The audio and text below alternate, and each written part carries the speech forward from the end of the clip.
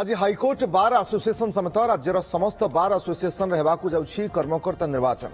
ओडिशा राज्य bar council सहित अनुबंधित राज्यर मोट 184 बार एसोसिएशन मध्यरु 156 बार एसोसिएशन रे निर्वाचन हेबो। वन बार वन भोट पद्धति पई बार काउंसिल पक्षरु समस्त बार एसोसिएशन को वोटर लिस्ट जोगाई दिया जाइछि।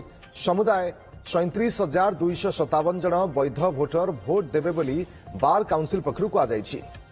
भोटदान प्रक्रिया सकाळ 7:30 रु आरंभ होई अपराह्न 3टा पर्यंत चलिबो एवं अपराह्न 4टा रु भोट गणति आरंभ होई फलाफल मध्य घोषणा करा जिवो। प्रत्येक बार एसोसिएशन निज निज सभापति संपादक एवं अन्यान्य पद पई भोट देबे बोली हाईकोर्ट बार काउंसिल सचिव जजाति सामंत सिंहार सूचना दैछन्ति। निर्देश अनुसार आम 2019 मसीहा ठारू वन बार वन भोट पद्धति लागू है एवं यही वर्ष आम 156 बार निर्वाचन की व्यवस्था एवं समुदाय भोटर संख्या है 37,253 जन मतव्यस्त कर सब्यस्त करेंगे एवं से आमर रूल अनुजाई आम गोटे आईन खसड़ा प्रस्तुत करूँ। गोटे स्टाच्यूटेड अटोनमस बॉडी हिसाब से आम दायित्व है जे आम सबू बार एसोसिएशन निर्वाचन केमती शांति श्रृंखला सहित परिचालना करूँ।